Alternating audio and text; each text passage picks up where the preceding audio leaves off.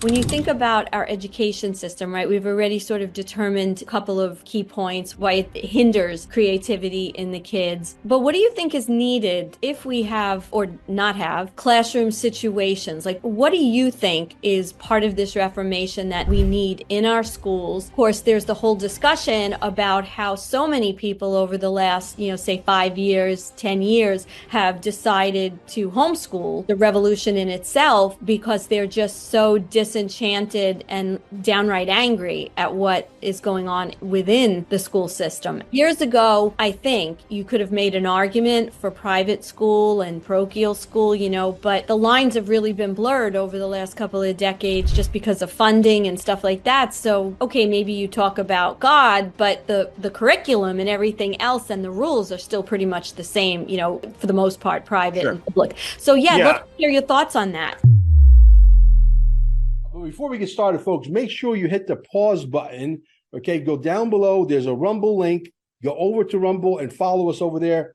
QFS1776.com is, without question, the holy grail of what's to come. Okay, T-shirts. You got to get yourself decorated. This way, people will ask you, what is XRP? What is the quantum financial system? What is this? What is that? And you send them where? To QFS1776.com. where they need to immerse themselves, because we're going to burn down this system down to the ground. And out of the ashes will rise the phoenix. There will be nothing to go back to. Believe me when I tell you that. Also, our Telegram groups down below. If you want to learn what's coming and you're sort of a little scared, I understand. Believe me, I was there too at one point. And if you need more than $10,000 worth of XRP or $1 million worth of XRP, you come see me. Send me an email at QFS1776@gmail. And we'll get you as much as you want. Gold and silver. Welcome to Carmine'sGold.com. Don't waste not even a second looking. Cheaper prices just don't exist. How important is it for you to own gold and silver right now? What does it mean to me personally? There's an economy that's about to crash beyond what words can explain. In 5 words, I'm going to educate you on gold and silver. Are you ready? You need to own some. Simple. Hey guys, Elisa V here. As life changes and shifts, it forces us to work through challenging transitions, whether it's divorce, retirement, empty nest, job career shifts, or any other life change. Taking action and moving forward works with 3 basic things: understanding support during the emotional upheaval, mentoring and guidance for defining new goals, and gentle accountability to foster outcome and achievement. Now, I am a life transition coach, as many of you know, and I invite you to set up a strategy call if you're having any kind of life transition or change right now that you need some support with.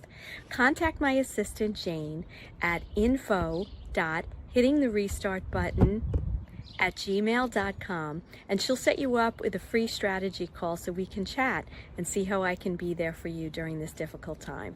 I look forward to hearing from you. Hello and welcome. You're at the Mel Carmine Show, and I am your host here, Elisa V. And today we've got a great show for you with our special guest, Chad Stewart, who is founder of the Britfield Institute. But before we begin, just want to remind you to tune in weekly to our live roundtable called The Forecast with Mel Carmine, Mike Barra, Laura Eisenhower, and yours truly every Monday at 4 p.m. Eastern. And you can also catch us live on Rumble at XRPQFSTeam, as well as on X at Elisa M. Valentino and YouTube Elisa V. Unscripted. I also want to remind you that if you were unable to attend or tune into the Quantum Summit 2 last month, you can still catch up and get the full event on replay. It's available at Quantum Summit 1776. Lastly, check out our wonderful goods and services from our sponsors in the description box below. Everything from legal and identity protection with LegalShield, ivermectin and fenbendazole, and of course, Carmine's Gold. Please remember to share, like, and if you enjoyed this video today. So now, without further ado, I want to welcome you, Chad Stewart. How are you? I'm doing well. Thank you. Glad to be on your show. Good, good. And I want to just tell everyone about your incredible background and your amazing project, the Britfield series. So Chad was actually born in Newport Beach, California. He is an international award-winning best-selling author, global strategist, and creativity educator. He founded the prestigious Britfield Institute, which is dedicated to creativity and literacy, and Devon Feld, a media empire committed to the highest quality in education, publishing, and film productions. A previous investment banker, Chad has worked at Bank of America, Morgan Stanley, and Merrill Lynch, and he received a Bachelor of Arts in British Literature and European History from Brown University, earning his MBA from Boston College, and is pursuing a Master of Science in Advanced Management and a PhD in Strategic Innovation at Claremont Graduate University. Wow. Okay. So I need to ask you before we even kind of get into everything, how did you go from investment banking to best-selling author and educator? Sure. And great overview. And thank you for that. And for those that are familiar with us, great. But for those that aren't, I'll just give you a quick overview because I think it's interesting where an idea or inspiration can spring from. But I was back east in Wellesley, Massachusetts for 16 years where I did my undergraduate and graduate work, as you mentioned, and then got into investment banking. And I'll be honest, I just was really dying to get back to the world of creativity. I had a very blessed childhood growing up in Corona del Mar, Newport Beach, and I had a wonderful elementary school. And that was so important, to have, number one, a great environment, number two, a great school, and then really having the wherewithal to do things like building blocks, you know what I mean? Or to take an idea and be able to do something with it. And so I've said before, a child will never know what they're capable of doing until you give them an opportunity to do it, whether it's music or painting or art or sports or whatever. And if it doesn't work or they don't like it, great, leave it, get on to the next thing, don't make a big deal out of it. So it was really about over 12 years ago when I was at this boring seminar, Providence, Rhode Island. And I was trying so hard to pay attention. I think it was insurance. I had to take it. I was sent there for the weekend of all things too, right? And started to drift. I started to doodle. And I doodled a simple circle, 3 lines, a basket, a boy and a girl, and I wrote the boy and the balloon, which you can see behind me. And that just doodle resonated with me. I don't know why. I lived off and on in England for about 2 years as a British literature major, European history major. And so this whole idea of this first book came to my mind present day, which I think is really important. It's happening right now, not post-apocalyptic, not 50 years ago. It's like right now, to engage the audience with real places, real locations. Starts in England, up at Yorkshire, Northern England. It's about an orphan, 12 years old, Tom. He's been an orphan his whole life. He's been at Weatherly for 6 years, and this is the year he's going to escape, but not without his best friend, Sarah, who's also 12. And somewhere along the lines, they come into a hot air balloon, and their destiny is to get to London, the greatest city in the world. For every orphan, if we ever escape, it's getting to London. But they're chased by the illustrious detective Gowerstone, who is renowned for capturing runaway orphans and lost children. And there's a great reason for that. That's part of the mystery. And he's kind of based on sort of Sherlock Holmes and James Bond. That's the kind of character that I based him on. And so meanwhile, they kind of start from Yorkshire all through England, the beauty of England. They crash land at Oxford University, where they meet Professor Hainsworth, who agrees to help them get to London, leaving piles of ungraded papers and in desperate need of a sabbatical. He's been promised like a sabbatical. I think he's owed like 12 weeks off, but has never been given it. And so he's like, you know what? I'm going to get you to London. And so it's really kind of a neat scene, a pivoting point right there, midpoint in the book. And then they get caught in a storm. They head to Windsor Castle and then down to London and then finally down to Canterbury Cathedral. And so through this whole thing, before Tom leaves, he's told that his parents might be alive. So imagine if you're an orphan your whole life. And at Weatherly, too, they're not given names, they're given numbers. How degrading, right? And what they do all day is they're in a room called the workshop. That's the nickname they give it, the workshop. And girls put together baskets and boys build chairs and tables, which the owners, the Grievuses, take into the local towns on the weekend to sell and make more money. So all the money, the government money that's coming in there, where they're supposed to have great food and clothing and education, they don't. Meanwhile, they live in a beautiful Victorian house and stuff. So it really was an interesting way that I laid it out. We can get into it if you want or not. And I sat down, took me 2,500 hours, 4 years to write book 1, Britfield and Lost Crown. And on the third draft, I took it out to middle schools, private and public, and first approached the dean or the principal and said, would there be any kids that would be interested in reading this? And then filling out a survey, and then I'll come in and I'll question them. And at one public school, we had something like 200 volunteers for 30 manuscripts. And this is a 400-page book. And so the kids were that hungry to do something fun, some kind of extracurricular activity. And so the teachers actually had to pull names out of a hat. And the kids had 3 weeks to read it. Once they were done, they would turn it in and they'd get a 2.5-page survey and they'd fill it out. And so after they were done, within that 3 weeks, I came into the library and I was there all day, and during different periods, 4 or 5 would come in around a round table. And there I am, this adult, this writer, and I'm no longer the teacher, I'm the pupil, and I'm humbled. And I'm sitting there literally asking 11, 12, 13-year-olds, what did you think about the book? And, first impressions are, oh, loved it, or fantastic, or my favorite book. And then I'm like, what didn't you like about it? Or what wasn't clear, or what didn't make sense? And suddenly they're watching me write down their notes and taking their opinion at value. And literally it was through that process, and we did that for book 1, 2, and 3, that we dialed it in, really honed it in. That's sort of what I call the secret sauce. I mean, set aside from it was your market research, really, right? It was your focus groups, basically, right, in marketing. That's what they call it. And so you went, the comments from these kids came from ultimately one school or a few schools for multiple schools, private and public, and all over the demographics. We scored a 9.03 out of a scale of 1 to 10 just on that third draft. But I mean, some were totally into Harry Potter and that kind of heightened fiction. Some like sci-fi. So it was a very mixed group. Okay. But it's like, I mean, we were killing it on our scores. The feedback was fantastic, and it was amazing. And then since we launched it in August 2019, it's become one of the most awarded books in children's fiction. It's one of the top 3% of all books ever sold within the same time frame, and it's now part of a major 7-book series followed by 7 live action movies. And so we launched book 2, which takes place in France. We launched that in July 2021. The main characters of Tom and Sarah are now 13. And then book 3, we launched in October 2022. It's Return of Britfield and the Return of the Prince. That's in Italy. That's 575 pages. And then just this year in January, we launched book 4,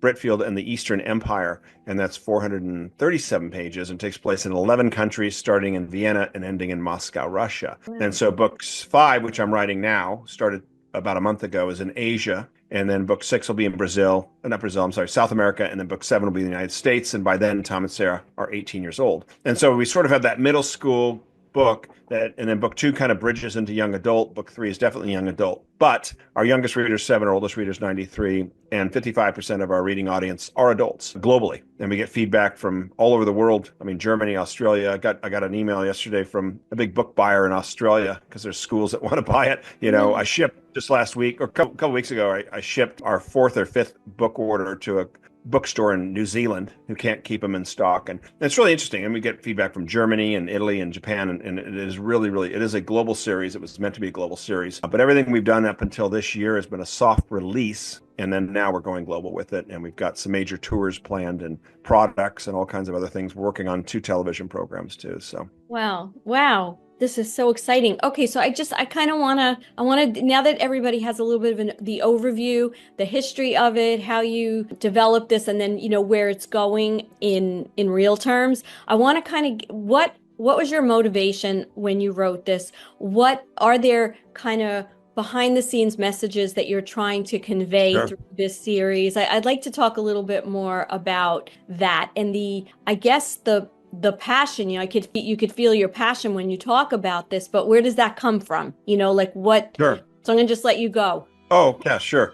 No, and it's interesting too, because like I said, I was just dying to do something creative. I had no idea where this was going to go when I was at that insurance seminar, and I went home that week, and literally, like, on one piece of paper, I just started to write bullet points, and I'm like, well, it starts in England, and you're like, one of the questions is why England? And 2 things you learn about as a writer: you write about what you know, and you write about what you love. And I know British literature and European history and British history very well. I lived off and on there for 2 years, and I love Britain. I love the people, I love the culture, I love the history. It's just very interesting to me. It's like if you wrote Britfield and the Lost Crown, it might have been in New York, or it might have been in Australia or Hawaii, or what I mean, some place that you really registered. Maybe it was Italy, and it starts in Florence, And so that was kind of the basis of it. But there's a great quote by Beverly Clearly. She's a famous author. She wrote The Mouse and the Motorcycle, which I loved as a child growing up. I never forgot that. And she said, if you ever walk into a bookstore or a library and you don't see the book you're looking for or the story you're looking for, write it yourself. Oh. And I think I was trying to create something that I would love to read, not only as a child, but even as an adult. And believe it or not, C.S. Lewis created the Narnia series for adults. He was fascinated with this sort of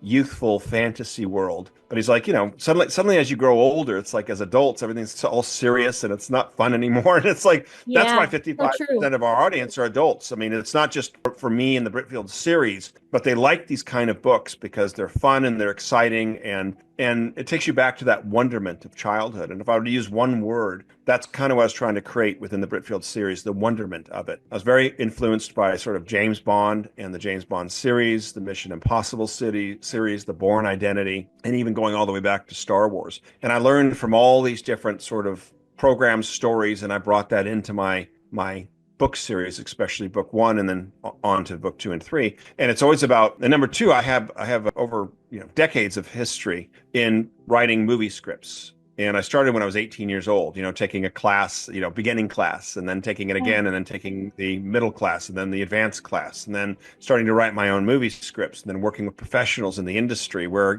I'd write 3 to 5 pages a week, which is a lot actually, because it's got to be very concise. And then they'd give me critique, back. And so I had those decades of experience in movie scripts in my mind, consciously and even subconsciously, and mostly subconsciously. And movie scripts are very different from novels. And I'll tell you, some of the best nonfiction novels that you'll read are authors that spend half their time writing fiction because they understand with fiction, they understand story, right? You read some of these nonfiction books or biography, and it's kind of dry, it's boring. I remember reading 2 biographies on Beethoven. One by this professor from Germany. It was the driest thing I've ever read. Beethoven. How could Beethoven be dry? Right. And another one, who also wrote fiction, and it was wonderful. I mean, Beethoven was amazing and passionate and extraordinary. You know what I mean? It's like, that's the difference. And so I brought all of that. It's all about storytelling when it comes down to it. It's not about reporting or No. information giving. It's about telling a story, whatever that might be, right? Yeah, and you can't deviate from that, the 3-act structure, really, in a beginning. And what you learn in script writing is, number one, the 3-act structure. And in a script, if I have a 2-hour movie, I've got really right around 120 to maybe 130 pages. So every page represents a minute. So you learn economy of words. You learn on starting on the action and ending on the action, meaning you don't waste time with a knock at the front door. Who is it? It's John. Oh, John, come on in. John opens the door. He walks in, puts his hat on, puts the coat. That's all wasted. Who cares? You know what I mean? So you start on the action. Next scene, it's like John standing at the table. Why weren't you there? I waited all morning. You know what I mean? So that's the idea. We call it entering late and leaving early. Entering late and leaving early. Starting on the action, ending on the action. It moves the story and it cuts all the fat out of it. You learn economy of words. You never have more than 2 to 3 lines of description, and I'm talking about a script. You don't have big paragraphs. The dialogue is tight. I mean, if it's not, you don't have a lot of chit chat or wasted words, if you will. I mean, it's like it makes sense, and it's all directed to move the story forward. And a story should never plateau. A story should be going like this the whole way, and then you're kind of coming to your final conclusion. You follow plot points, plot point 1, midpoint, plot point 2. In fact, I have... Yeah. Now, just so you know, so my background was in communications and film in college, and so I have a little, I have some understanding of the script writing process. Yeah. I always think of, I had seen an interview, I think it was, hope I get this right, I think it was Mel Brooks, and he said, what's the key to writing? And he said, edit, edit, edit. Oh, yeah. So on that note, so that was kind of what went into this. And I think 90% of the people that have read the book say it reads like a movie, which is a compliment. Yeah. It's very visual. One of the comments I get, which is very interesting, is that I love all the description. It's so descriptive. And yet that's the one area that I try to tighten the most, right? This isn't a history book. I have to remind myself, this isn't a travel book. So I'm very, very concise. I'll frame things up, but I let you fill it in.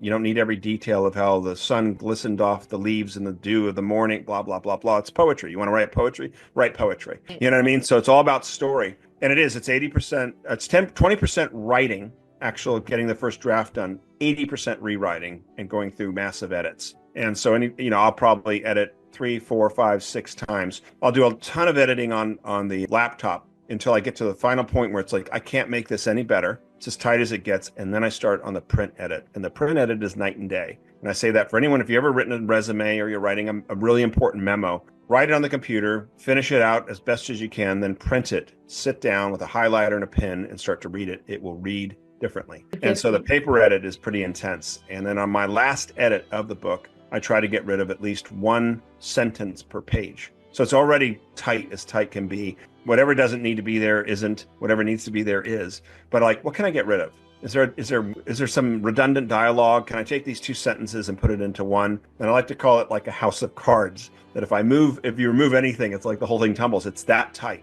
And that's why when we launched book 4, this is Britfield and the Eastern Empire, and this is 437 pages. One of my favorite comments was from an older gentleman, and he goes, "I've never read a novel so fast." And that's because that's the way I write it. You know what I mean? I don't waste time. I think most writers have about 100 pages of story, and then they fill it in with another 200 pages of description. And we've all been there, right? You're reading along, you're enjoying the story, and then suddenly another paragraph of description or something that just, who cares? You know, I don't care what she's wearing. You know what I mean? Like, you could just say she's wearing an elegant, expensive fur coat. Got it. She's from money. Yes. You know, you don't need to describe what the fur things and the brass buttons and, you know, and you get a lot of that from the Victorian writers, especially Dickens, who is one of my favorites. And I'm rereading Tale of Two Cities right now. But I mean, dear goodness gracious, get to the point. But they were paid per word. Per word. Got, you know, so they extended it. Yeah, exactly. That's part of it. And you have to remember, we come from an era of movies, so we've learned to be very visual when we read something. Whereas, you know, in the past, they didn't have that additional media, so it was really building it in the mind to create that. So, you know, I know that like the title of this podcast is, you know, welcome to the education reformation, right? So I want to kind of pivot a little bit, because you gave us a beautiful overview of how you wrote this, the inspiration in terms of being a writer and the beautiful places that you know.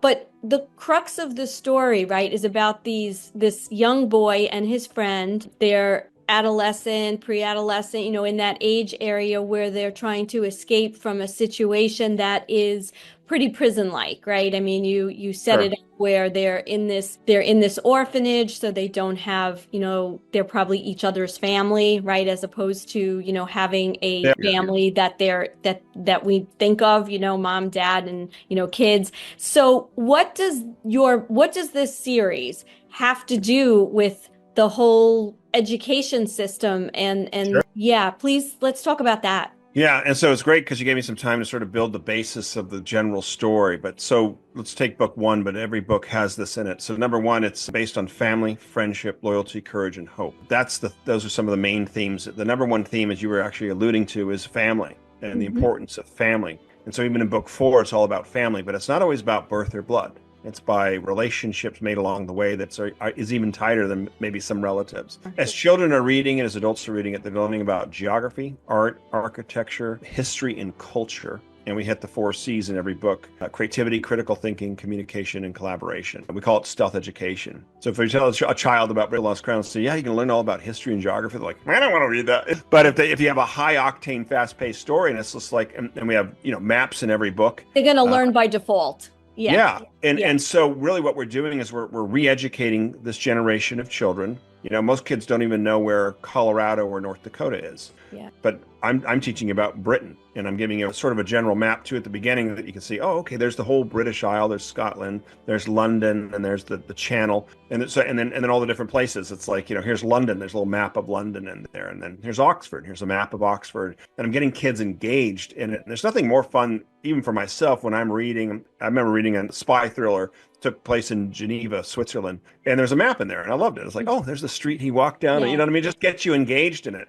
And then book 2's in France, and you're learning all about France, and you're learning about a map and geography in France, everything from Paris to Bordeaux to the Loire River Valley to Chambord, famous castle down there, to Italy. You know, Italy's big, and we start in Switzerland, and so you know, most people don't even know where Switzerland is. Starts in Lucerne, Switzerland, and they make their way to Lake Como and Genoa, and then Florence, and then Rome, and then Venice, and then finally down to Salzburg, Austria. And so what we're doing is we're taking kids on this, and adults on this worldwide adventure. We're showing them, you know, the locations, the maps, the geography. We're bringing them into history. We're sharing architecture, different buildings and architecture, everything from the Eiffel Tower to the famous museum in Paris. We bring in works of art. And again, very, very small descriptions. It's not an art book. It's not an architecture book, but I'm planting the seeds, and I'm bringing in this wonderful world of culture that kids will read Britfield and Lost Crown. They'll know a little bit about Britain. Before they didn't know anything. And now they know where Britain is. And now a lot of kids want to go to Britain. and they get out of their Truman bubble, out of their localized, there's more of a life. I'm in San Diego. There's more of a life in the world than just California, or the United States. And, Yeah. I've traveled, I think over 50 countries. And so that's helped add to it. So the books in himself, we call it stealth education, is educating the next generation of children. I think the most important thing of what we're trying to do with this is bring back creativity. We've been in a creativity crisis for over 30 to 40 years. We can talk about that, statistics and stats. We've literally been going down at a 45-degree angle every single year by 1 point in 10 specific areas that are crucial for children. And basically, unfortunately, the educational system has been taking creativity out of your kids. There's a great TED Talk from 2006 by Sir Ken Robinson, who has since passed, and it's the #1 TED Talk in their history by someone that you've ever even heard of. 18 minutes, and he says our school's killing creativity. And why is it? Not to cut you off, but you're saying this, and you know what visual I get? I get a Pink Floyd's The Wall, the video that was done for that, where you have where they're just moving along, the kids like little robots, and even the coloration that they did in that video, where it was very dark and mechanical, and they were really saying something. This rock band was really making a commentary on what the school system was like, and to your point about travel. So I made a decision when I had my kids. I have 2 daughters, 2 years apart, and some people thought I was crazy, but they did go to traditional school. They went to private school, but when they were in elementary school, I realized they're not learning, brain surgery, right? So I took them all over the world. I would take them out of school all the time. They traveled, Right. The United States to, national parks. We brought them to Europe. And it's really interesting because at the time I was lucky because the teachers, I would go to them and say, we got 2 weeks, we got a week, we got whatever. And they were, luckily they were fairly supportive. One year my kids were out 37 days and Oof.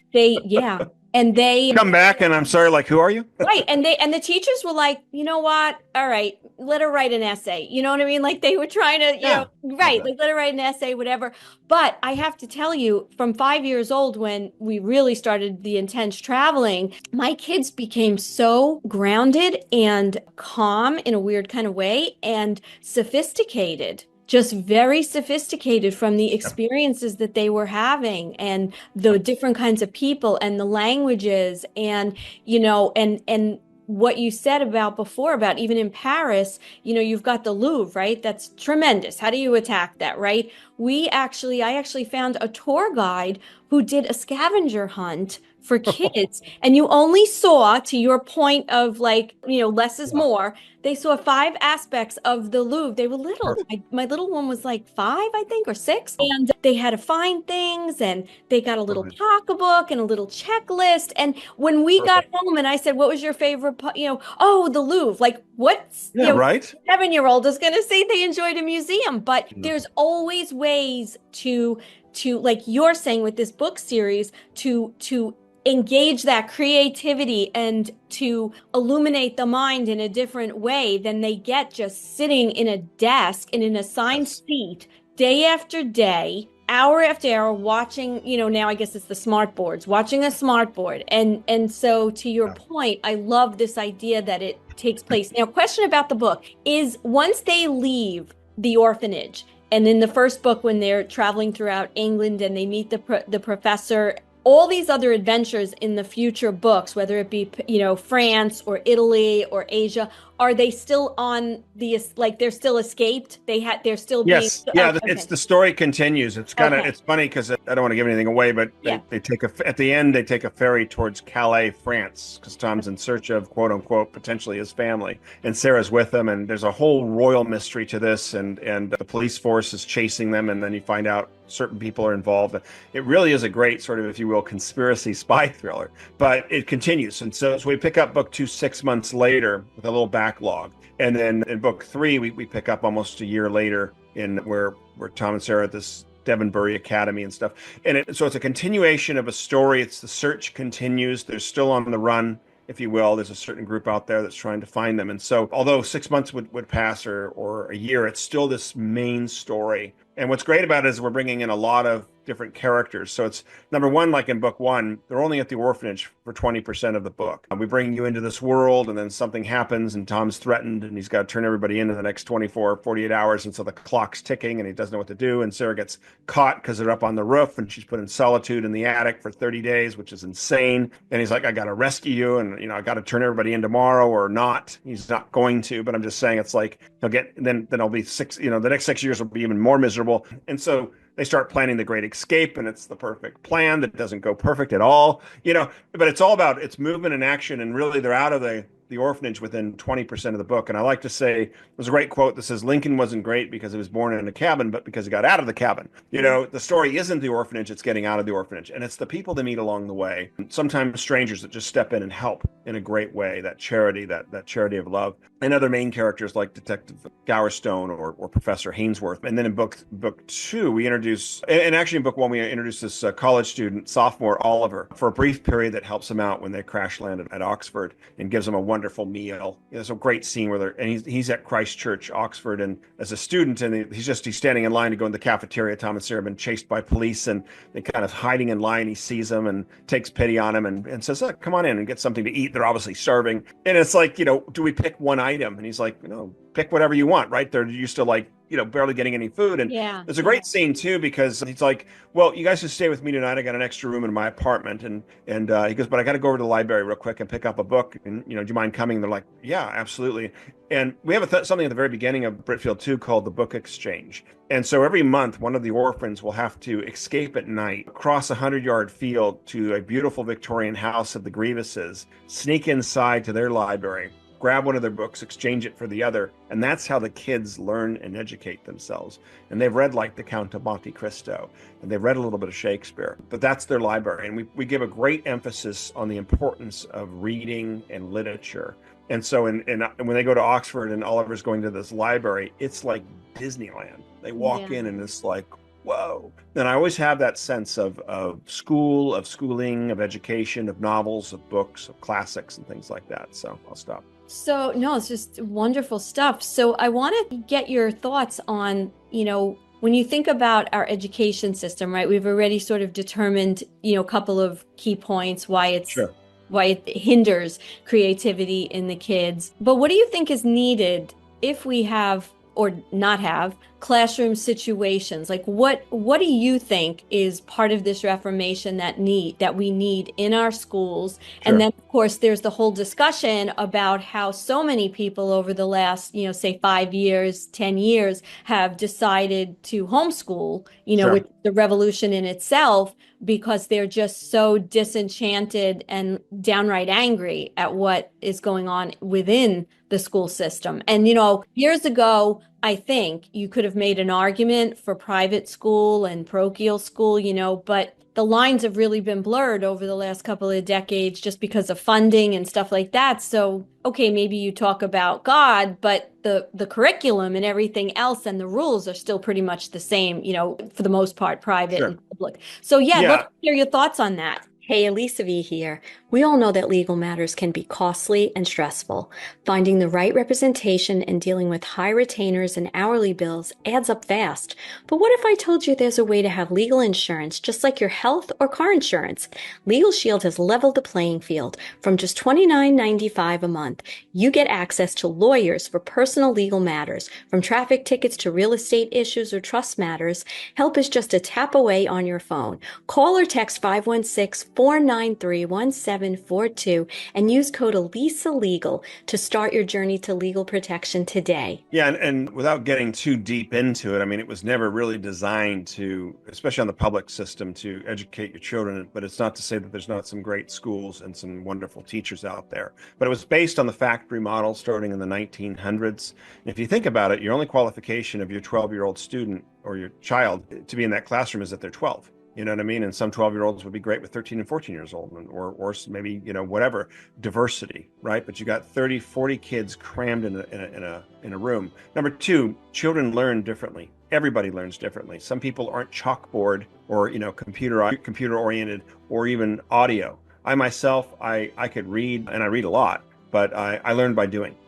I could study Germany all day long or Berlin. But when I think about Berlin, I think about when I was there, walking the streets, the smell, the noises, the sounds, the architecture, going in, having a meal. I've experienced it, and now it's real to me. And so every child is different, and they learn differently, but they're not taught that way. But I'll give you an example. So I was on my national tour. When we launched Bookfield and the Lost Crown, in August 2019, I drove 9,000 miles. I visited 23 states, presented to over 200 schools in front of more than 40 to 50,000 students. And I was doing it for a lot of reasons. One, obviously, is a great grassroots launch of a brand and a book series, but more on a higher level. And I'm a strategist, so I'm always thinking 10 years out and 10 different levels. I was curious what was going on in the United States. I did my research, and I heard, I heard from others. And so it's, coming into small towns, it's coming into large cities, it's private, public, Catholic, Christian, homeschool, charter. I mean, you name it. And I'll swing back to the whole homeschool thing. And so I was in Memphis, Tennessee in March 2020, just did 4 schools back to back, Monday, Tuesday. I was so excited. I was kind of in the heart of America, where I was really trying to get to and finish out and get up to Kentucky. And then I couldn't wait to get to Indiana and Ohio and back to New England and down to the South. And when this whole thing, this pandemic had happened, and all the schools started. And you were doing rural as well as city on this tour? Oh, yeah, everything. Okay. Yeah. Yeah. Yeah, which is really cool. You come into small little towns, you come into major cities. Yeah. Wherever the school was that wanted to, engage us. And often it was anywhere from 200, 300, 400 students in an auditorium. And I was, quite frankly, I was always amazed the schools would pull that together, So it's really cool. You walk in and it's like all these kids coming in, like the 4th graders and the 5th graders and the 6th graders, and 4th graders are so great. They got so much energy and stuff. And some of the best questions I've ever had were from 4th graders. Wow. Because they haven't been tainted, if you will, and are willing to go for it and take a risk of asking great questions. They're also at that age too. You're not their exposure. They're probably still protected very much. That's just it. From the internet and from, a lot of influences, but go ahead. Yeah. And so answer your question in more sort of a longer way. And so suddenly all the schools started closing, right? And I'm like, okay, we're over. It's done. I got to get back to San Diego now, and as fast as I can, right? Because it's like no more stopping at schools. And so I was driving back, and I was saying to myself, it'll be very interesting how many parents send their kids back to school once this whole quote unquote thing is over.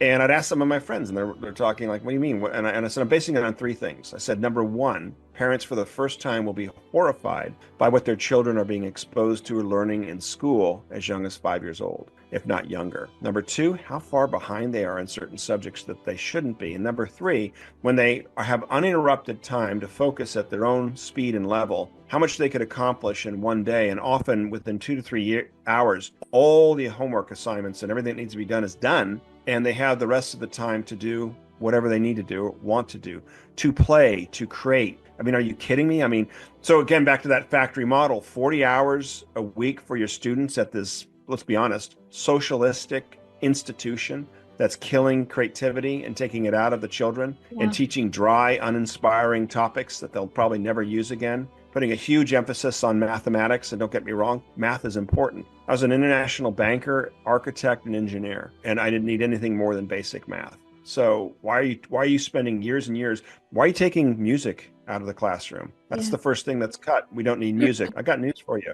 Silicon Valley, they're hiring candidates with a musical background 10 to 1. Because they know people that play an instrument and read music are better managers, better brainstormers, better under crisis, better leaders, and all around can take an issue or problem and see it from different ways and solve it. Not to mention, music is based in math. Yeah, it is. You're right. Right? It's all about the count. The irony.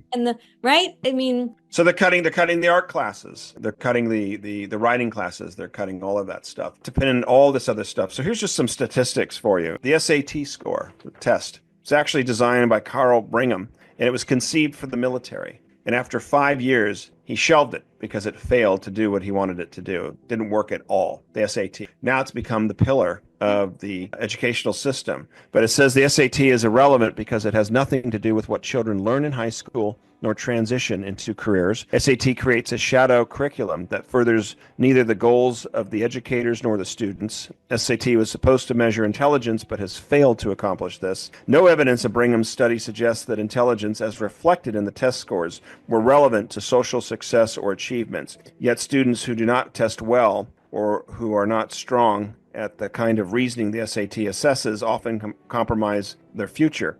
basically they think they're failures because they're not doing well on these tests. Yeah, and if the SATs really did, if it really was focused on what they learned, right? Like to test, why are people paying thousands of dollars to get their kids SAT tutors so that they can just master this test? Obviously, they don't know or they haven't been taught. So it's studying to the test. Yeah. And it's really what it is a multi-billion-dollar laundromat for the organizations that peddle it. It's also a ridiculous, narrow-minded approach of the educational system to take the creativity and squeeze the creativity out of kids. We've been in a creativity crisis for decades. Interesting study done by George Land in the 70s and into the 80s. He created a wonderful creativity test for the government because they had analytical tests, but they didn't have a creativity test. It was very successful. And he goes, you know what? I'm going to bring this out into the school system and see how kids test. And so he tested thousands of 5-year-olds. And of those 5-year-olds, 98 out of 100 students were testing off the scale. Brilliant. Little geniuses. Tested that same group at 10, dropped down to 30%. Tested that same group at 15, it dropped down to 12%. And when he tested a group of 280,000 adults, average age of 31, it was 2% of creativity. Awful. And so what he concluded, as much research has, is that schools are teaching creativity out of students. But George Land had mentioned, you can bring back your entire 98% of creativity. It's not something you lose and you cannot get back. You're born with it. And to your audience, whether you feel you're creative or not, you are. And often when you were younger, you were steered away from, don't go music because you're not going to be a musician. Don't do art because you're not going to be an artist. Horrible advice. You know what I mean? And it doesn't mean that you need to be a best-selling author, but you may have fun writing a story or creating something or doing something creative. And you should be doing that every single week, even if it's for an hour or 2 hours. Number one, it's a great place to be, and it's a zone. It's exciting. It fires your synapses. It lowers your stress level. It actually helps with health. There's like 15, 20 different things that being as humans, we are creators. That is what we are. We're spiritual beings and we're creators. And it's you said it yourself. It was by design. And then, then we get further beyond the beginning of the 20th century where we're in the 1940s. And then it's very, very strategically implemented as far as what school does, and the studies of 6 hours for, 16 years or 12 years, whatever, if you don't count college, and what that does to control and just produce, little robots that can obedient robots. Yeah. And who can support, paying taxes. I mean, that's essentially. Exactly. So here's some more statistics because it's interesting to follow this. So on one side, which I'll follow in a minute, creativity is the number one most important skill set in the world. It's not engineering. It's not AI. It's not technology. It's not medicine. It's not law. It's creativity at the core. But Dr. Kim from William and Mary did a major study, and she wrote a book that came out, I think 5-6 years ago, called The Creativity Crisis. And by surveying and researching over 300,000 students nationwide, she had learned that since the 1990s, schools have killed curiosities and passions, narrowed visions, lowered expectations, stifled risk-taking, destroyed collaboration, narrowed minds, killed deep thoughts and imagination, forced conformity, solidified hierarchy. As a result, children today have become less emotionally expressive, less energetic, less humorous, less imaginative, less talkative, less verbally expressive, less lively, less passionate, and less perceptive. Does that sound pretty accurate? All by design. And on the other side of that, LinkedIn in the last couple of years, it said that creativity is the number one most desired skill set. Creativity is one of the top 3 skills in the world. It's actually creativity, communication, and storytelling. Believe it or not. 94% of all managers consider creativity when hiring candidates. Creativity applicants are preferred 5-to-1 in general.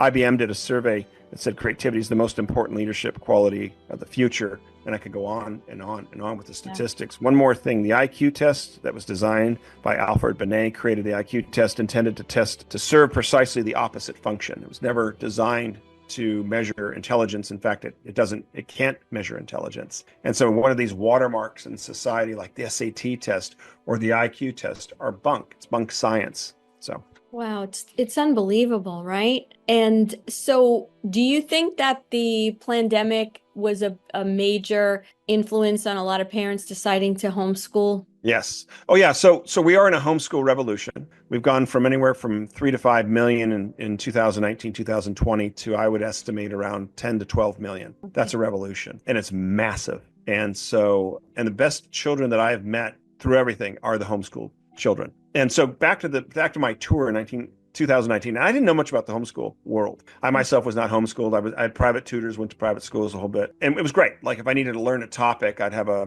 like tennis. My mom would hire me a private tennis coach, and so there's nothing wrong with working in groups, but it's just like I got his attention for an hour. Yeah. And I've sort of carried that model. I got into martial arts, and so I took a class because it was fun to meet the others. But I mean, it's like within 18 months, I had my first black belt in Taekwondo. And it usually takes 3 to 4 years, and it's like I got a great grandmaster 2 to 3 times a week for an hour. That was pretty cool, and I'm, so if you do something, you do it well, you don't do it at all. But I was on this tour and met a friend that had set this up, and I was in Carson, Nevada, and we did some major schools there in Reno. And so I'm driving this homeschool farm, and I don't know what to expect. I don't know anything about the homeschool world. And there's a funny meme out there from a couple of years ago, and it said our impression of homeschool moms last year. And they had the first half of it. It was like these 6 women on this like wooden deck, this like farmhouse, all dressed in gray with their hair in a bun, And it said our impression of homeschool moms this year. And it was a still from the Wonder Woman movie, with like 4 women with the sword and the shield. Yeah. I thought that says it all. You think of homeschooling, you're thinking like backwoods, Louisiana, it's some weird little, not at all. But I was driving up and it was this farm, and a really nice farm, and had a little gate, which is in the code. My first impression within a second of entering, because it was recess, is I saw about 8 or 10 boys out on the basketball court, and they were ages, let's say 10 to like 16 or 17, all playing basketball together. And I'm like, when is the last time you have ever seen that at recess? Never, right? It's all the 12-year-olds now, or it's the 13-year-olds or the 14-year-olds. There's never that mixed collaboration. And I could just see it. I could see the younger kids having the older kids to esteem towards and have a representation of leadership. The older kids, 15, 16, responsible for the younger kids. And there was just a wonderful dynamic that happened there. And I saw it within 5 seconds, but I got it. And I parked the car, and this little girl comes out, she's maybe 12 years old, dressed nicely, nice little button-down shirt, has her hair pulled back, and she says, "Are you Mr. Stewart?" And I said, "Yes." And she put out her hand and said, "Thank you so much for coming today." And I thought, wow, like there's a future senator, there's a future CEO of a company. And then when I went in to do my presentation, it's like all the kids were there, all represented from all the different, maybe 30 or 40 kids. And it was amazing. And the questions were amazing, and they were very still, and they were very inquisitive. And that's what I've noticed with homeschool kids, that they're well-grounded, they're well-read, they're usually 1 to 2 grades ahead of it. I mean, this whole academic inflation is absolutely nonsense, and it is coming to an end. This idea that I graduate from high school at 18 years old, and then I spend 4 years at this thing called college at 22, and I'm usually accruing a debt of anywhere from $300,000 to $500,000, which again, all that's created by design, that you're indebted for the rest of your life at 22. And kids are now coming into the market, and it's like they can't even tie their shoelace or spell their names. I know of one situation. I was doing an interview, I think it was last week, and there was some girl that graduated as valedictorian, and she's actually suing the parents are suing the school because she can't read or write. And I just love that. I think that says it all, and I've seen that with like college students from some of these private schools at 22. And it's like, they don't even know how to write. You want to bring them in like for social media or marketing or this kind of stuff because they were a marketing major, and they just have at 22 with a $250,000 debt plus, they have no skills, and then it's getting the master's degree at 24 years old now and putting in another 120,000 and just onward and onward and onward. So like right around when you're 26 to 28, you could start your life. Nonsense, utterly ridiculous, and even in the Victorian age, kids were being apprenticed as young as 11 or 12. Yeah. Sometimes in a trade, but often as in a law field or even as a doctor. And you might say, well, medicine was much more simpler then. Actually, it wasn't. The human body has not changed, set aside from all the infections it's incurred. And that's a whole nother subject. Right. You know what I mean? Human body has not changed, and used to have a doctor that would come, because 80 to 90% of the sort of symptoms that you have are basic. Now, in today's standard, there's so many pollutants in the food and what they're trying to do to you with frequency and all that kind of stuff. That's a whole nother story.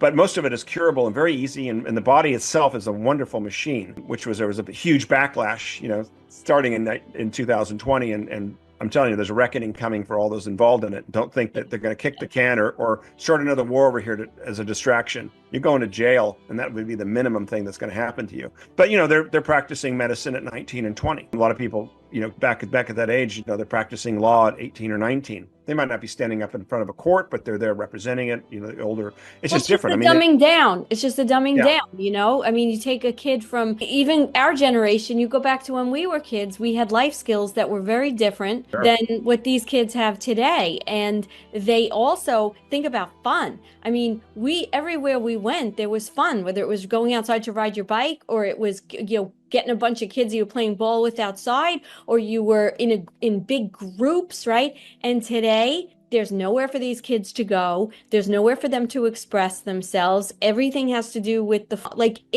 I see it with my own kids, and it makes me really sad. It makes me really sad. Yeah, and I want to be conscious of time, but I think we're good. We could keep going. But I was really blessed with a great elementary school, Cronomar Elementary, which is unfortunately no longer there. They tore it down to build multi-million-dollar homes. But I mean, I had a great childhood there, and it was a sixth grade teacher, and she was very creative. And I remember we had our gardens in the back and our groups with the gardens and some other creative exercises. But we were given an assignment, and it was to write a book. And I think it was worth about a third of your grade. And let's be honest, at 12 years old, it's like, I don't want to write 25 pages. And again, it was like a paragraph and then a picture. It wasn't like, hardcore 12 font computer. We didn't have computers back then. It was fun. It was meant to be fun. And that's when I learned you write about what you know and you write about what you love. I was a big James Bond fan, especially like The Spy Who Loved Me, Roger Moore. And so my first official book at 12, which I think came out to about 25, 26 pages, was called James Bond, Eat Your Heart Out. And I was a 12-year-old Secret Service agent working for the British government,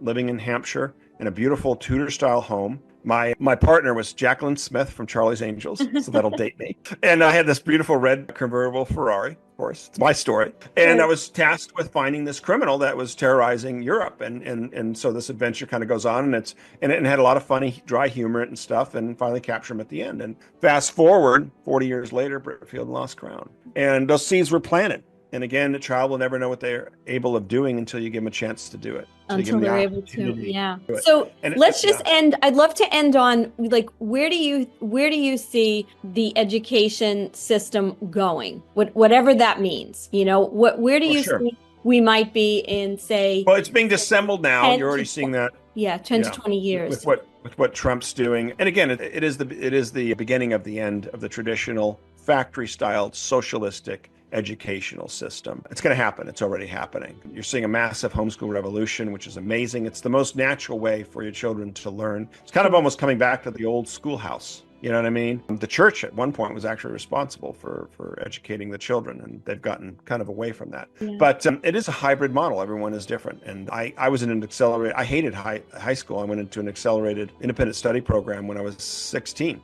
And so I was working 40 hours a week for 3 self-made millionaires, which had a major influence on me. And when I was working for them, I wasn't sitting there presenting for them. I was, sweeping their office. I was vacuuming.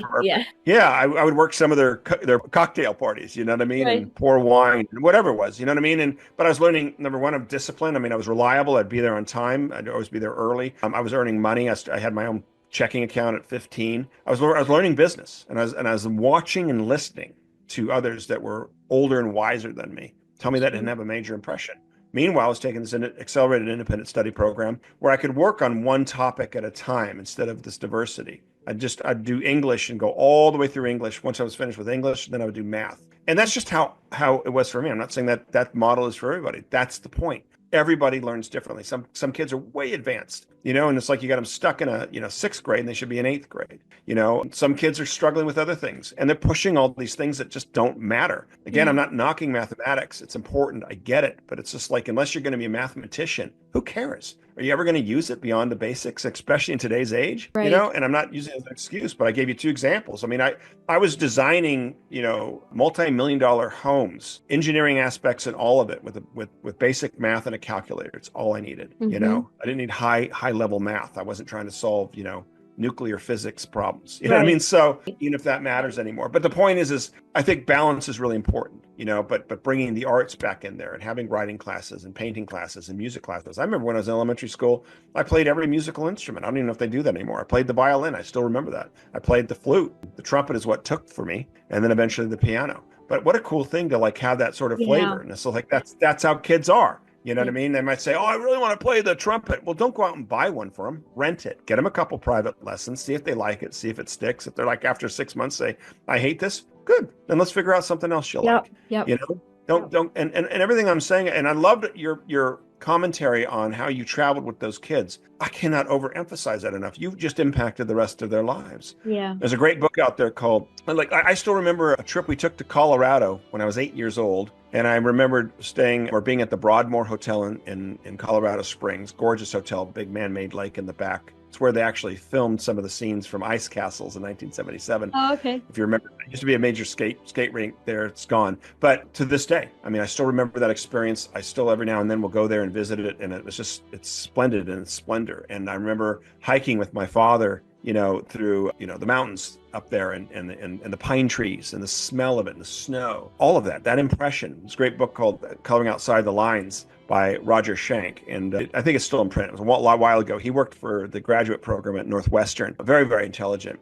And he basically said in the first paragraph that schools are killing the desire to learn out of students. But he gives a great example, I never forgot this, where him and his son, who was very mature for his age at 15, had gone to Paris. And I think he was there on the father was there, Roger was there on some business and academics. And his little 15-year-old kid was fascinated with the subway system. And so it was like, Roger said, here's $40, knock your socks off, And the kid just spent the whole day hopping on this line and shooting up here and coming up there and seeing this and then getting back on and shooting over there. And he says today he now is a major city planner, works for a major city as a city planner. Wow. And I always love that example because that's, you may take your kids down to the bay and look at the tide pools and study some of all that stuff. And, fast forward 6 years later, now they're a marine biologist. You know what I mean? You just, or you take, you do camping because it's like you love spending time with the kids and you learn some survival things out there and the fire and the fishing. And, fast forward 6-8 years later, now they work for the forest department. You don't know what's going to register with your kids, but by giving them as many opportunities and experiences as possible. And I'm not throwing money at this.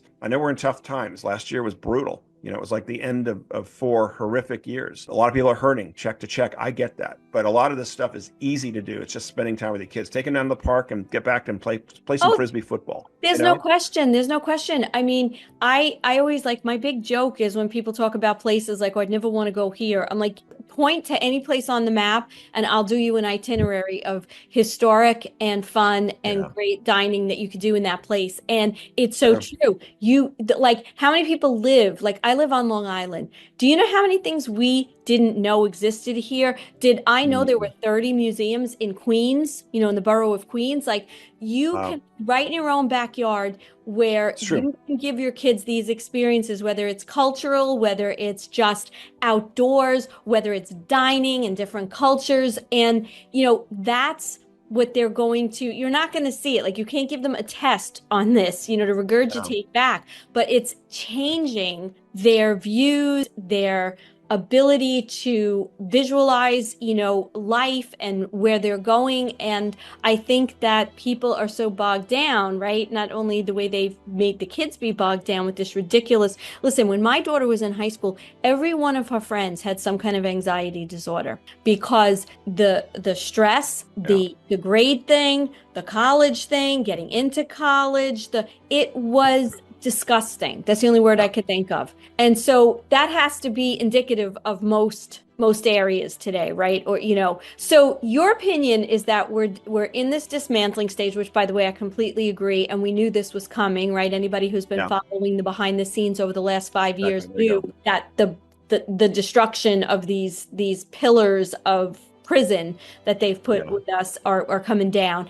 And so I feel like right now there's going to be a point where it's going to be a difficult point, right? It's going to be pain, during these transitions. I think we're feeling that even right now. This is a glorious time. This is the best year we're probably going to have in our, one of the best years we're going to have in our life because so much has been going on for the last 8 years behind the scenes. And this is going to be an amazing year. I'm looking forward to May also specifically, but you'll see a lot of stuff, but it's hard. The next 18 months will be difficult. There's a lot of cleaning up to do, but it's all good. And it doesn't mean you don't need to be all stuck within politics or daily news. Just stick to your world. I know a lot. I've been relearning history for 12 years. I've got a lot of great connections behind the scenes, people that are directly connected to what's going on, which is good and helpful for me. But what does any of that have to really do with my world and my life? My focus is Britfield. My book, as a writer, I'm writing book 5. You know what I mean? We're planning book tours. I'm doing an interview. to. I don't need to. I don't need to know what's going on over here, this shooting over there, and I don't mean to be disconnected from it. Most of it's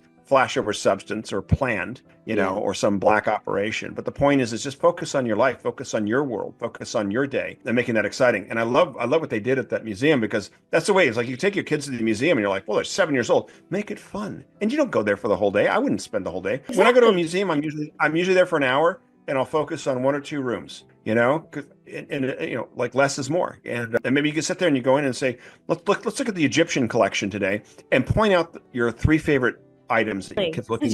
And then after, it opens you up more. I had a rule when I would travel with them. It was 2-hour bites. So within that 2 hours, we did something, and there was, the end of whatever to get there, to do it, to leave, and then food. Sure. Was always the reward, ice cream or gelato if we were in exactly. Italy, Exactly. And always leave the audience wanting more. Right? Exactly. Always leave the audience wanting more. Yeah. So I think what my takeaway a lot from what you've done is, and you said something interesting. You said how you've been re-educating yourself over the last, 8 years, whatever it's been, 12 years, I think you said, and there's kind of a knowing. And I think a lot of Mel's audience and a lot of people who follow, these kinds of podcasts are much more sophisticated about what's going on behind the scenes. So like you said, not that anybody's trying to be disrespectful or whatever the word is about a lot of the things that are going on. If it's a shooting, if it's this, if it's that, I think that the positive to all this is that knowing a little bit about what's going behind the scenes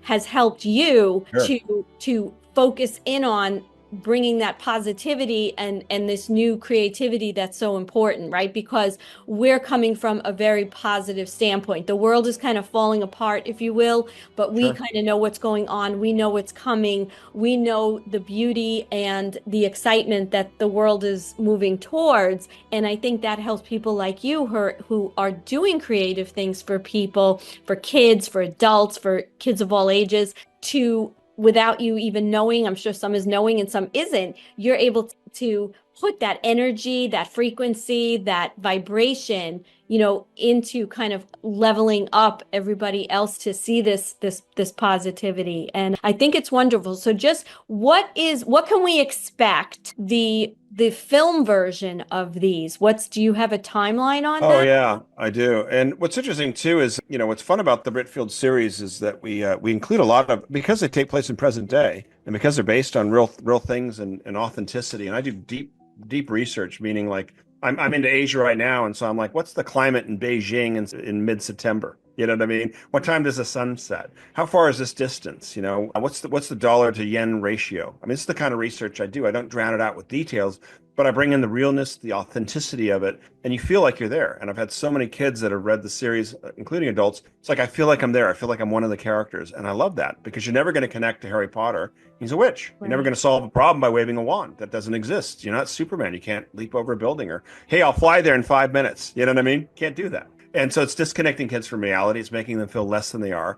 We're trying to inspire the creative spirit in every child and equipping them with, like I said, what did I talk about? Statistics that have been taken out, creativity. We're bringing it back. Collaboration. We're showing it. Critical thinking. Tom and Sarah are debating, are asking. They're coming up with ideas. Sometimes they're the right ideas, and they move forward and they solve a problem. Sometimes it's the wrong idea, and they're like, well, we won't do that again. And they learn, and they have courage, and they move forward. But I'm very excited about the movie. I just said this real quick. Some of the topics that's threaded through the Britfield series, especially starting in 2 and 3, and finally 4, is the dangers of artificial intelligence, quantum computers and data collection, AI manipulation of the stock market, push for one world digital currency, the hidden group that dictates world events, fake wars and fiat money system, compromised governments and agencies, super soldiers and DNA splicing, social credit scoring to forced obedience. In fact, I was just doing some research on China and their CCTV cameras, and there's one camera for every 2 people. There's over 700 million CCTV cameras in China, 70 to 80 million in the United States, which is scary. It's probably more than that.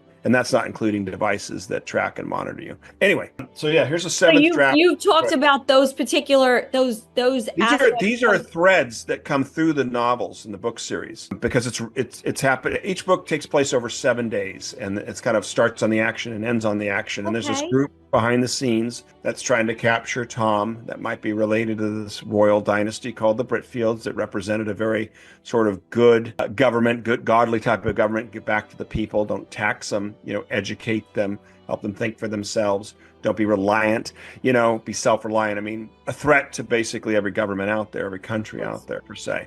And so that's kind of this sort of ongoing theme in this high octane James Bond meets Narnia. I think some of my favorite comments that I've received is that the series reminds me of, it's a C.S. Lewis meets Dan Brown. It's a lot like James Bond, but with a bigger cast and greater purpose. Love that. Reminds me a little bit of Sherlock Holmes and Les Miserables, which is one of my favorite all-time stories and musicals. So we're getting a lot of these great comparisons.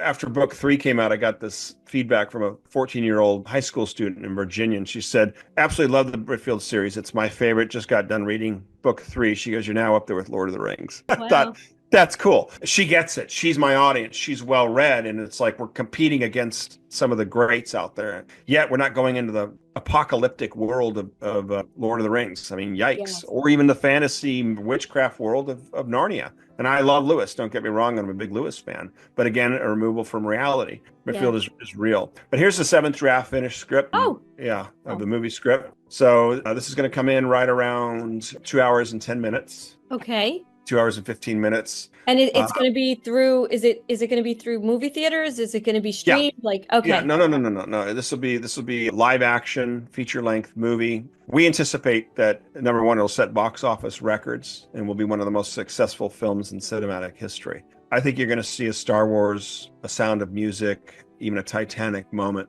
with this for all the reasons. Number one, there's a massive gap, 80 to 90% gap for family-friendly content. Mm-hmm. So all the stuff they've been peddling and pushing and forcing on you isn't because that's what the audience wants. It's disgusting, it's vile, it's ungodly. It's not what we want. Yeah. So they've created this huge gap, which is what Britfield is filling.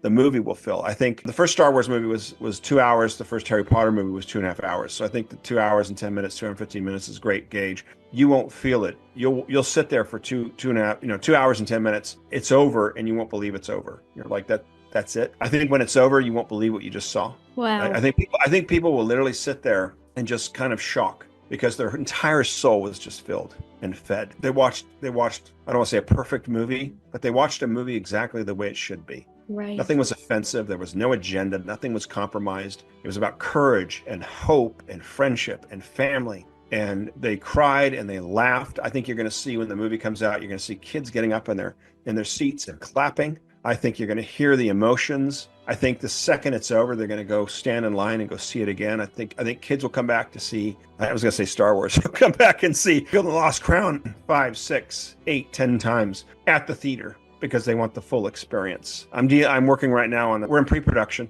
Okay. What's the timeline for release? Do you know that yet approximately? Yeah, in a perfect world, it would be November 2026. I think it's going to be November 2027, which is fine. Oh, okay.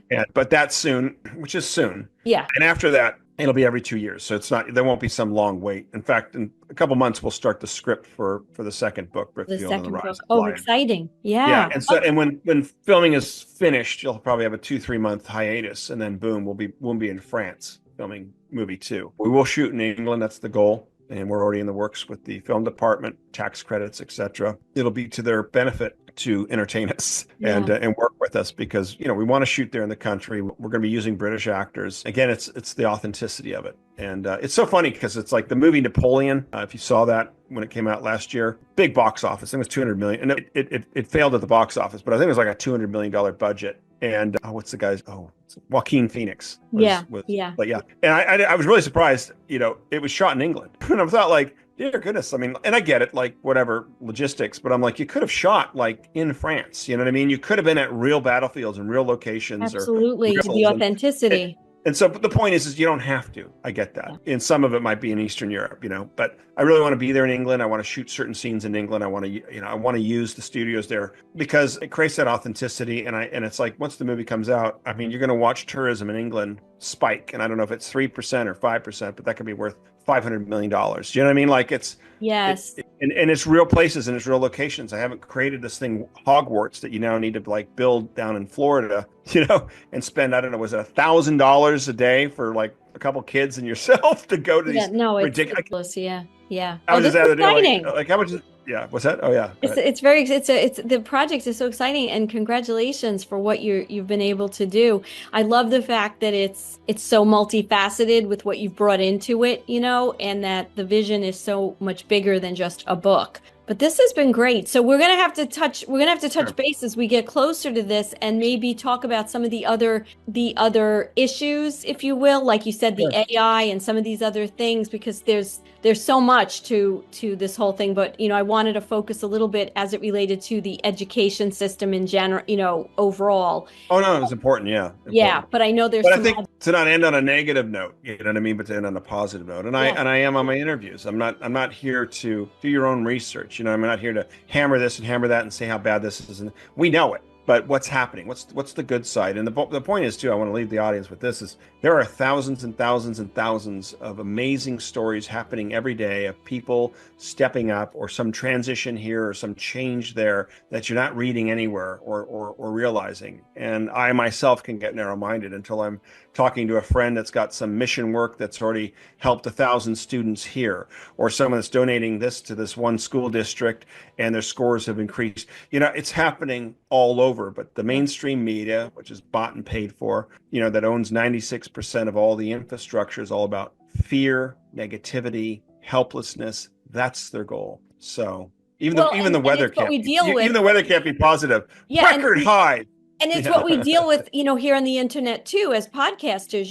The censorship. I mean, Yeah. we're always talking about that. So it's about how do you bring these messages to the people, right? In a way that obviously you have to skirt, and that's what a lot of us are doing. We're skirting kind of the traditional outlets that people are used to, like the mainstream media, and that's why so many more podcasters are popping up. And you know Yes. what? They censor us, they take us down. Well, how many people are starting their own networks?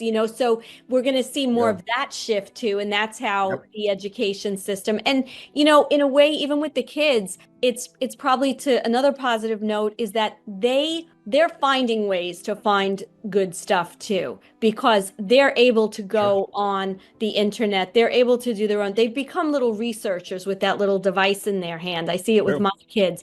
And so Yeah.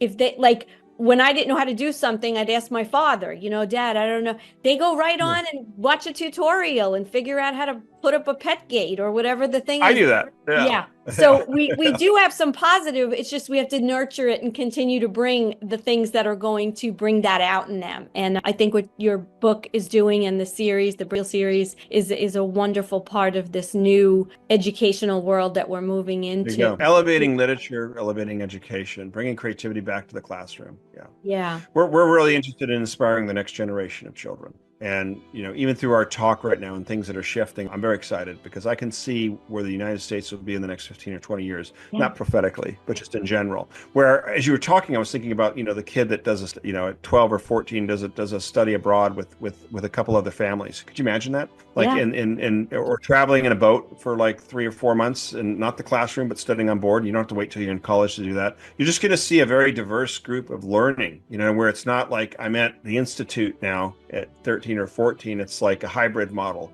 where I do a little bit of learning online, and then I go to a couple of classes with some other, kids that, in this group. And then I'm helping my father build a company right now, right? Or I'm doing this or that. I mean, I just see such a hybrid model that works for every student. It's not perfect, and there is nothing that's going to be perfect, but taking 40, 12-year-olds and jamming them into an institute that's based on an industrial model, what do you think is going to happen? Oh, he's so antsy. Let me end with one story. Can I do that? Because it's a beautiful story. Sure. Do you have time? Okay. Yeah, go ahead. Because it says it all. But her name is Gillian Lynn, and she was a famous choreographer who did Cats and Phantom of the Opera. You familiar with those? Yeah, of course. One of the most successful musicals of all times. So when she was younger, as a child, 8 or 9, 10 years old, she was getting in trouble in the classroom. She was fidgeting, late with homework, and just really couldn't stay, still. And so the school was quite, worried, and they contacted her parents, and the mom took her to this specialist. And thank God for the specialist that had the wherewithal and the gumption to understand the situation.